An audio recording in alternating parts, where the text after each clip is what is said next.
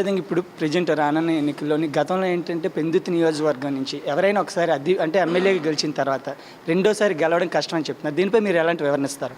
ఇటువంటి సెంటిమెంట్స్ అన్నీ కూడా జగన్మోహన్ రెడ్డి గారి పరిపాలనలో సాగేటువంటి పరిస్థితి ఉండదు. ఎందుకంటే గత ప్రభుత్వాలు ఏవైతే మాట ఇచ్చాయో ఆ సంక్షేమ కార్యక్రమాలు అమలు చేయకుండా ప్రజలను మభ్యపెట్టి మోసం చేసినటువంటి పరిస్థితుల్లో ఆ ప్రభుత్వాలకు వ్యతిరేకంగా ప్రజలు ఎన్నుకున్నటువంటి పరిస్థితి కానీ ఈసారి ఆ పరిస్థితి ఉండదు. వాళ్ళు ఎందుకంటే ఎంతమంది నాయకులు కొమ్మక్కైనప్పటికీ కూడా ఎన్ని సెంటిమెంట్లు వాళ్ళకి కలిసి వస్తాయని అనుకున్నప్పటికీ కూడా జగన్మోహన్ రెడ్డి గారు చేసినటువంటి సంక్షేమం ఆయన ఆశీస్సులతో మేము ఈ నియోజకవర్గంలో చేసిన అభివృద్ధి మమ్మల్ని గెలిపిస్తాయి. అదేవిధంగా అంటే ఇప్పుడు వలస పక్షులు చాలామంది వచ్చి ఇక్కడ రాజకీయాల్లో పాల్గొంటున్నారని చెప్పేసి అయితే కొందరు వ్యక్తులు అయితే ఆరోపణ చేస్తున్నారు. అదే వలస పక్షులు ఎవరు, ఏ విధంగా మీరు దీన్ని తిప్పికొడతారు? ఇందులోని ఆరోపణే ఉందండి, ఇది వాస్తవం. ఆరోపించడానికి ఏం లేదు. ఇప్పుడు ఉన్నటువంటి ఎంపీ క్యాండిడేట్ కానివ్వండి, ఎంపీ రమేష్ గారు ఎంపీగా ఉండేటువంటి సీఎం రమేష్ గారు కానివ్వండి, ఇక్కడ ఉన్నటువంటి పంచకర్ల రమేష్ గారు కానివ్వండి, ఇద్దరు రమేష్లు కూడా బయట నుంచి వచ్చినటువంటి వాళ్ళే. ఇద్దరు కూడా స్థానికంగా ఉన్నటువంటి వాళ్ళు కాదు. ఇవాళ నేను ఉన్నానంటే నేను అదీప్ రాజు అనే వ్యక్తి రాంపురం గ్రామం, పెందుర్తి మండలం రాంపురం గ్రామంలో నేను ఇక్కడే పుట్టాను, ఇక్కడే పెరిగాను, ఇక్కడే చదువుకున్నాను. ఈ ప్రాంతంలో నా వ్యాపారాలు ఉన్నాయి. నేను గెలిచినా ఓడినా చచ్చినా బ్రతికినా ఇక్కడే ఉంటాను. నేను ఎక్కడికి పారిపోయేటువంటి వ్యక్తిని కాదు. కానీ ఇవాళ ఉన్నటువంటి వ్యక్తులు మీరు చూడండి, ఎక్కడో బందర్ నుంచి వచ్చారు, అక్కడ నుంచి ప్రజారాజ్యం నుంచి కాంగ్రెస్ నుంచి యలమంచిలో టీడీపీ, అక్కడ టీడీపీ నుంచి మళ్ళీ వైజాగ్లో వైఎస్ఆర్సీపీ, మళ్ళీ అక్కడ నుంచి ఇవాళ పెందుర్తిలో మళ్ళీ గాజు గ్లాస్ మీద వచ్చారు. నేనైతే అట్లా కాదు కదా. ఎందుకంటే నేను గెలిచినా ఉన్నా నా జీవితం, నా రాజకీయంలో ఉన్నంతకాలం నా జీవితం అంటే పూర్తిగా పెందుర్తి నియోజక ప్రజలకే అంకితం.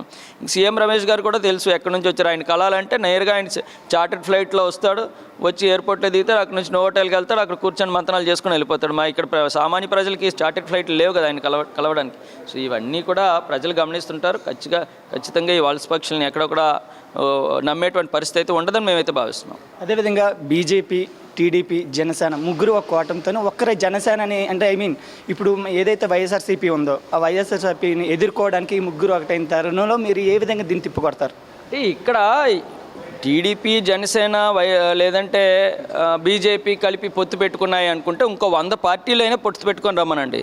మా పొత్తు నేరుగా ప్రజలతోనే, మా పొత్తు పార్టీలతోని నాయకులతో కాదు. మా వైఎస్ఆర్ కాంగ్రెస్ పార్టీ పొత్తు నేరుగా ప్రజలతో మేము పొత్తు పెట్టుకున్నాం.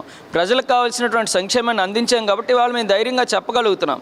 మా వల్ల మీకు మంచి జరిగి ఉంటేనే మమ్మల్ని ఆశీర్వదించండి అని ధైర్యంగా అడిగేటువంటి పరిస్థితిలో మేము ఉన్నాం.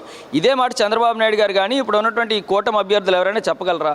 2014లో మేము ఇచ్చినటువంటి మేనిఫెస్టో, దాన్ని మళ్ళీ ఇది మేము ఇచ్చినటువంటి మేనిఫెస్టో, ఇందులో ఇవన్నీ కూడా నెరవేర్చామని ధైర్యంగా ప్రజల దగ్గరికి వెళ్ళగలరా?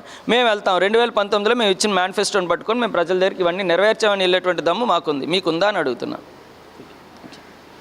అదేవిధంగా ప్రస్తుతం ఏంటంటే పెందుర్తి శాసనసభ్యులు అదీప్ రాజు ఎవరైతే ఉన్నారో అయితే ఎంతమంది కూటమి వచ్చినా సరే, బీజేపీ, జనసేన, టీడీపీ ఎవరు వచ్చినా సరే మా విజయం ఖాయం అని చెప్తున్నారు. కెమెరా పర్సన్ సతీష్తో గోపి, సిటీ కేబుల్.